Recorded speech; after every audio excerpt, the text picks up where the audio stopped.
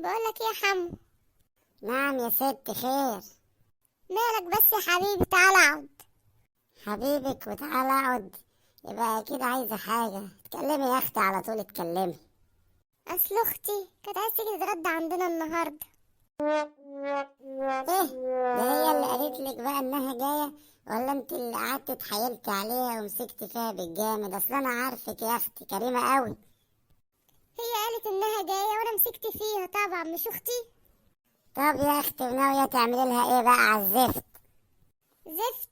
عيب كده على فكره، دي اختي برضو، كرامتها من كرامتي. على فكره انا ممكن اتصل بيها واقول لها ما تجيش. يا ريت يا اختي، يا ريت. ويرضيك يا حمو تكسفني قدامها؟ حمو يا اختي، لما تكوني عايزه مني حاجه بس. خلصي يا اختي، هتعملي لها اكل ايه؟ انجزي. انا كنت بقول نعمل لها فراخ ومحشي، هي بتحب المحشي قوي. ولا اقولك بلاش فراخ، احنا نجيب بطايه حلوه كده وكل واحد بيجيب قيمته برضه. وايه رايك في صينيه رقاق؟ يا سلام على شويه شوربه البط. اوه. ايه في ايه ده كله؟ بالراحة يا اختي، على مهلك شوية. ايه في ايه بس؟ مالك خضتني؟ اسمها بنت انت اما اقولك. قول يا اخويا. هم حبة مسقعة وشوية بطاطس. ايه؟ ويا ست، في طبق فول كمان بايت في التلاجة، ولا يهمك. ايه ده؟ انا لسه بقولك كل واحد بيجيب قيمته، تقولي في طبق فول بايت في التلاجة؟ اهو انت كده طول عمرك تسيبي الحلو وتمسكي في الوحش. وهو ايه الحلو بقى؟ عايزني لما اختي تجيلي اكلها مسقعه وبطاطس؟ ونسيتي الفول. اه يا اخويا، الفول البايت. يعني هو كان بايت في حتة غريبة؟ يعني هو ده اخر كلام عندك؟ اخر كلام. ماشي، اللي تقول عليه يمشي. ايوه كده يا بنت يا شيمو، احبك لما تسمعي الكلام. بس مش هتبقى متضايقة لما نعمل لها مسقعة يعني؟ وايه اللي هيضايقها يعني؟ اسمه تجديد، محدش عملها قبل كده. وبعدين هي عندها بتاكل فراخ وبط، وده اسمه تغيير. وصدقيني دي هتتبسط. يعني انت شايف كده؟ يا ست اتكل على الله.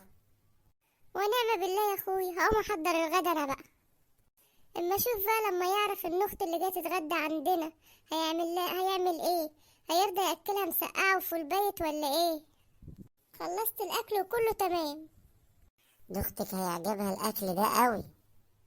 ما نشوف، خليني وراك ما نشوف هيحصل ايه. صدقيني يا بنت، انا ليا وجهة نظر برضو. اختك بانها جت ونفتح لها جرس الباب بيضرب. اتفضلي يا حبيبتي، تعالي. ايه ده؟ اختي؟ اتفضلي يا اختي حبيبتي، نورتي. يا شيمو. ايه يا حبيبي، عاوز ايه؟ دي اخت انا يا شيمو اللي جت، مش اختك انت. اه اختك، في حاجة؟ بس انت قلتلي ان اختك انت هي اللي جايه. عادي يا حبيبي، ما اختي واختك واحد. المهم، انت عملتي غدا ايه؟ زي ما انت قلت، حبة مسقعة ما اقولكش عليهم بقى. والفول اللي كان بايت في التلاجة عملت له صلصة بالثوم والخل. خليته ايه، حاجة تشرف. ايه رأيك فيا؟ وحياة امك يا اختي، طب انا اعمل ايه دلوقتي؟ انت عايزه تكسفيني؟ ليه؟ مش انت اللي فكرت في الاكل ده؟ طب اتصرفي، هاتي لحمه ولا فرخه ولا اي حاجه. ليه؟ ما هي عندها بتاكل لحمة وفراخ، هيعجبها الاكل ده صدقني. وهو اسمه تجديد برضه، محدش عملها قبل كده. ايه يا اخويا، هو مفيش غدا ولا ايه؟ حالا يا حبيبتي، الاكل جاهز من بدري. اتصرف ازاي انا بقى دلوقتي؟ والله انا ما انا عارف. مفيش حل، هنحط الاكل اللي عملته. يا ابو ما الكلب، انت بقى انت تعملي فيا انا كده؟ الاكل جاهز يا جماعه، تعالي ما تتكسفيش يا حبيبتي، ده بيت اخوكي. اه طبعا يا حبيبتي، بيت اخويا حبيبي، بيت العز والكرم، بيت الخير كله.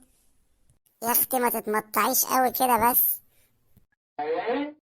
بيت الخير والكرم، انت عازمني على مسقعه؟ ايه رايك يا اختي في المفاجاه دي؟ انا قلت انك زهقت من المحاشي والصواني واللحمه والفراخ واللازم منه وكده. انت مالك، زهقت ولا ما زهقتش؟ ودي فكرتك ولا فكرة مرات اخويا؟ اكيد مرات اخويا، اصل اخويا اصيل ابو الكرم كله. اه ابو الكرم طبعا، هو حد يقدر يقول غير كده؟ دايما عامر بحسك يا حبيبي، ما كانش له لازمة. تعبتي نفسك يا مرات اخويا. تعبك راحة يا حبيبتي، تعالي انت بس كل يوم مالكيش دعوة، نورتنا يا حبيبتي. والله يا بومه لو اوريكي بقى دي عامله تعمليها فيا. عشان ابن الاصول ما بيفرقش مين اللي جاي بيته.